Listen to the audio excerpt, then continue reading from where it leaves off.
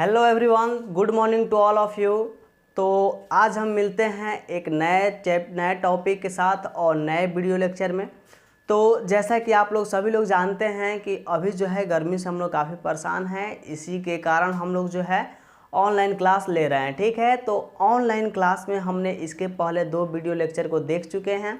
अगर आप लोगों ने नहीं देखा है तो जा करके आप लोग प्ले लिस्ट से देख सकते हैं। ठीक है, तो हम लोग जो है यहाँ पे जो है 7 क्लास आईआईटी फाउंडेशन जो मैथ है हमारा, उसके हम लोग चैप्टर जो है 3 की ओर अग्रसर हैं और हम लोग आगे की कॉन्सेप्ट को पढ़ रहे हैं। ठीक है, इसके पहले जो है हम लोगों ने रेशियो को देखा था, फिर प्रोपोर्शन को देखा था और अभी जो है प्रोपोर्शन में कुछ नोट्स होते हैं, उस नोट्स के बारे में हम लोग जानेंगे, वो नोट्स में क्या क्या चीज़ें हैं। ठीक है, तो आप लोग ध्यान से देखिएगा और साथ साथ एक चीज़ और है कि आप लोग कॉपी पेन निकाल के बैठ जाइए ताकि आप लोगों को नोट करने में आसानी हो। ठीक है, चलिए तो हम लोग आगे बढ़ते हैं।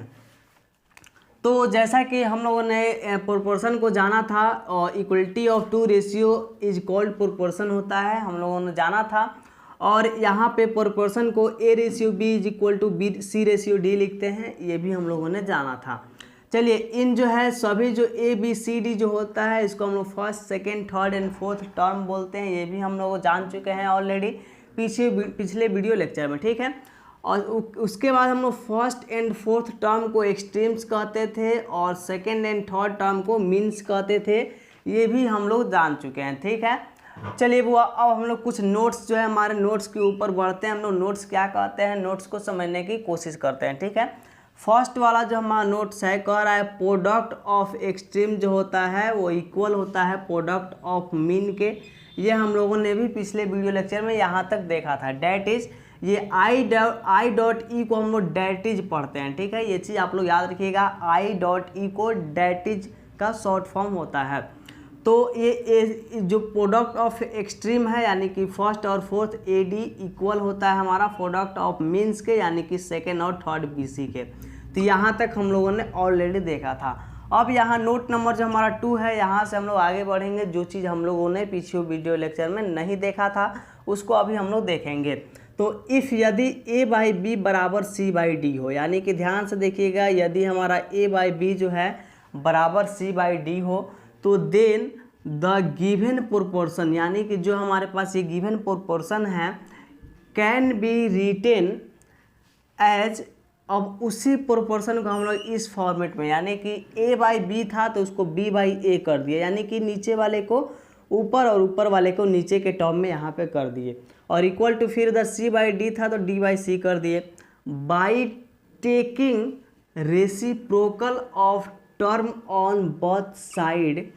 ठीक है ना, क्योंकि हम लोग बाई टेकिंग यानी कि रेसिप्रोकल ले लिए, दोनों साइड हम लोग बराबर के इस साइड और उस साइड LHS और RHS दोनों में हम लोग रेसिप्रोकल ले लिए। तो यहाँ पे this relationship is known as invertendo, इसको हम लोग इन्वर्टेंडो कहते हैं, इसका नाम जो है इन्वर्टेंडो। इन्वर्टेंडो जो है यहाँ से आप लोग समझ सकते हैं, इन्वर्टेंडो, इन्वर्ट जो है, इन्वर्ट मतलब एक तरह से होता है इन्वर्स, और इन्वर्स का मतलब होता है उल्टा, उल्टा जो हम लोग कर दिए। ठीक है, तो उसको हम लोग इन्वर्टेंडो कहते हैं। इन्वर्ट मतलब इन्वर्ट यानी इन्वर्स उल्टा, और टेंडो उसका नाम एक तरह से, टेंडो नहीं एंडो यानी एंड में। तो A/B को हम लोग B/A कर दिए, C/D को D/C कर दिए, तो इसको हम लोग इन्वर्टेंडो कहते हैं। ये चीज़ आप लोग माइंड में याद रखिएगा। चलिए थर्ड नंबर देखते हैं। इफ़ हमारे पास A/B बराबर C/D हो, ये वाले हमारे पास कॉन्सेप्ट हों, तो देन मल्टीप्लाइंग बोथ साइड, तब हम लोग क्या करेंगे, मल्टीप्लाइंग करेंगे दोनों side of the proportion by B/C के द्वारा। हम लोग दोनों साइड B/C के द्वारा मल्टीप्लाई करेंगे तो वी गेट हम पाते हैं कि A/C बराबर B/D हो जाता है। ये कैसे होगा आप लोग इजीली समझ सकते हैं। देखिए A/B बराबर C/D यहाँ पे है, A/B और बराबर है C/D। अभी हम लोगों ने क्या समझा कि B/C के द्वारा हम लोग बहुत साइड दोनों साइड मल्टीप्लाई कर रहे हैं, तो इधर भी B/C से मल्टीप्लाई, इधर भी B/C से मल्टीप्लाई, तो यहाँ से B चल गया और C चला गया, तो यहाँ पे A/C देख लीजिए, यहाँ A बचा, यहाँ पे C बचा, इसलिए A/C, और यहाँ पे B बचा, यहाँ पे D बचा, इसलिए B/D, ऊपर नीचे हम लोग मल्टीप्लाई कर देंगे यहाँ 1 यहाँ 1, बी में 1 से तो बी और डी में 1 से तो डी। सिंपल सा बात है। तो इसको हम लोग this relationship is known as alternendo. Alternendo, इस रिलेशनशिप को हम लोग अल्टरनेंडो कहते हैं। एक तरीके से और समझ सकते हैं, जैसा कि हम लोग A/B जो था इसको A/B बोल सकते हैं, बराबर C/D को C बाई हम लोग D बोल सकते हैं। तो ये चीज़ तो आप लोग पहले से ही जानते हैं। तो अल्टरनेंडो का सेंस ये होता है बुआ कि यहाँ से आप लोग समझ सकते हैं कि एक बार अल्टरनेट का मतलब होता है कि एक एक छोड़ करके। अल्टरनेट का मतलब एक एक छोड़ करके। जैसे एग्जांपल देखिएगा, यहाँ 1 2 3 4 5 है ना, तो 1 लिए फिर 3 ले लेंगे, यानी एक बीच में 2 छोड़ दिए, 3 ले लिए, अब 5 लेंगे, बीच में 4 छोड़ देंगे। तो इसको अल्टरनेट बोलते हैं, यानी कि एक एक को छोड़ छोड़ करके आगे। फिर यहाँ पे 6 7, फिर 5 ले लिए, 6 को छोड़ करके 7 के पास चल गए, तो उसको अल्टरनेट कहते हैं। क्या कहते हैं? अल्टरनेट। तो वैसे ही यहाँ पे A/B बराबर C/D है, तो A को लेकर के B छोड़ के C ले लिए, तो यहाँ पे हमारा देखिएगा A/C यानी कि A/C हो गया। फिर यहाँ पे B लिए, अगर B लिए तो C को छोड़ के D ले लेंगे, तो फिर यहाँ पे B/D यानी B/D हो जाएगा। सिंपल सा बात है, इसीलिए इसका नाम जो पड़ा अल्टरनेंडो, यानी कि अल्टर करके, अल्टरनेट करके, जैसे कि यहाँ पे हमने अल्टरनेट का कॉन्सेप्ट समझा, वैसे करके हम लोगों ने ले लिया, तो अल्टरनेंडो इसको हम लोग कहते हैं। तो थोड़ी देर के लिए बुआ हम साइड हट जाते हैं, आप लोग वीडियो को यहाँ तक लिख लीजिए, फिर हम लोग आगे बढ़ते हैं। तो चलिए बुआ, अब हम लोग यहाँ पे जो है जानेंगे कंटिन्यूड पॉलिनोमियल, कंटिन्यूड और पॉलिनोमियल। अच्छा ये चीज़ें बताइए आप लोग बुआ, कंटिन्यूड मतलब तो लगातार होता है, पॉलिनोमियल मतलब बहुपद होते हैं। इट मीन्स कि कंटिन्यूड पॉलिनोमियल अब क्या होगा, यहाँ पे देखिएगा, तो the quantities A, B and C, यानी कि 3 क्वांटिटीज है, ध्यान से देखिएगा, A, B and C are said to be continued polynomial, यानी कि A, B, C, यानी कि तीनों जो हमारे पास A, B और C जो है वो कंटिन्यूड पॉलिनोमियल तभी होंगे इफ़ यहाँ पे A/B बराबर हो जाए B/C के। यानी A/B जो है बराबर B/C क्यों होगा, यहाँ पे ध्यान से आप लोग अगर देखिएगा तो देखिएगा इसमें A, B और C 3 है। क्या चीज़ें हमारे पास? A है, B है और C है। क्या चीज़ें हैं? 3 चीज़ें हैं, A, B और C। तो जैसा कि आप लोग जानते हैं, अगर इसमें हम लोग रेशियो वाला ये सब लगा देते हैं, तो हम जानते हैं बुआ कि इसको कंटिन्यूड पॉलिनोमियल बनाने के लिए हम क्या करेंगे, A और B को लेंगे तो A/B हो जाएगा, फिर B और C को लेंगे तो B/C हो जाएगा कि नहीं, और बीच में हम इक्वलिटी का साइन लगा देंगे, क्योंकि हमारा ये क्या चीज़ है, तो ये हमारा कंटिन्यूड पॉलिनोमियल है। हम लोग पढ़ क्या चीज़ में रहे हैं, तो प्रोपोर्शन में, ठीक है। तो जैसा कि हम लोग जानते हैं equality of 2 ratio are called proportion, तो इक्वलिटी तो हमको दर्शाना होगा ना यहाँ पे, तो यही चीज़ है उठा के यहाँ पे हमने लिख दिया है। तो A/B यहाँ पे है और B/C यहाँ पे है, तो कंटिन्यू मतलब लगातार के होंगे, तो A और B को एक साथ ले लिए, फिर अब B C को एक साथ ले लिए। सिंपल सा बात है, कंटिन्यू मतलब क्या होता है, लगातार। इसे फॉर एग्जांपल उस समय हम लोग देखे थे 1 2 3 4 हम लोग आगे ले लेते हैं, तो 1 से 2 के पास जाओ, 2 से 3 के पास जाओ, 3 से 4 के पास जाओ, 4 से 5 के पास जाओ, यानी लगातार जाते जाना है। क्या करना है बुआ, लगातार जाते जाना है, ठीक है। तो इसीलिए तो इसका नाम है कंटिन्यूड, यानी लगातार कंटिन्यू है। उसके पहले अल्टरनेट देखे थे, यानी 1 ले रहे थे तो 2 छोड़ के 3 ले रहे थे, फिर 4 छोड़ के 5 ले रहे थे, तो अल्टरनेट था, यानी एक एक को छोड़ करके था। अब अभी क्या है, अभी कंटिन्यू है, यानी कि लगातार है, यानी कि सबको लेना है। तो सिंपल सी बात है, तो A/B/C जब 3 है तो A/B एक साथ ले लिए, फिर B/C ले लिए तो B/C, सिंपल सा बात है। तो जब हमारे पास ये कंडीशन फुलफिल कर जाता है तो हम लोग उसको कंटिन्यूड पॉलिनोमियल बोलेंगे, ठीक है।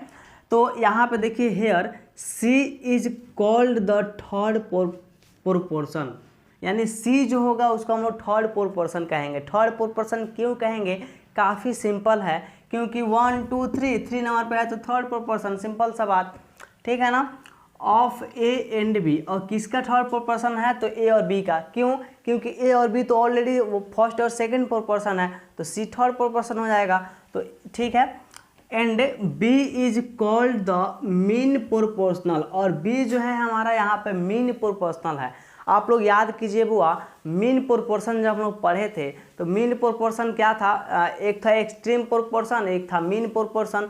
तो मीन प्रोपोर्शन क्या था हमारे पास, जब हमारे पास ए बी सी डी था और यहाँ पे हमारे ऐसे था, तो ये बीच वाला दोनों मीन था और बाहर वाला जो था हमारा क्या था, एक्सट्रीम था, यही ना था। तो बीच वाला मीन था, तो यहाँ पे बीच में क्या दिख रहा है आपको, ए बी सी, यानी बीच में यही ना बी दिख रहा है, फर्स्ट में ए है लास्ट में सी है, बीच में बी दिख रहा है। तो इसीलिए जो हमारा बी जो है क्या हो जाएगा, तो बी हमारा यहाँ पे हो जाएगा हमारा मीन प्रोपोर्शन कहलाएगा। यहाँ तक तो बेहतर तरीके से समझ में आ गया होगा। लेकिन बी जो है मीन प्रोपोर्शन किसका कहलाएगा, तो ए और सी का, क्योंकि कौन कौन बच गया वो हमारा यहाँ पे, जब बी यहाँ पे मीन प्रोपोर्शन ले लिए तो ए और सी ही बचा।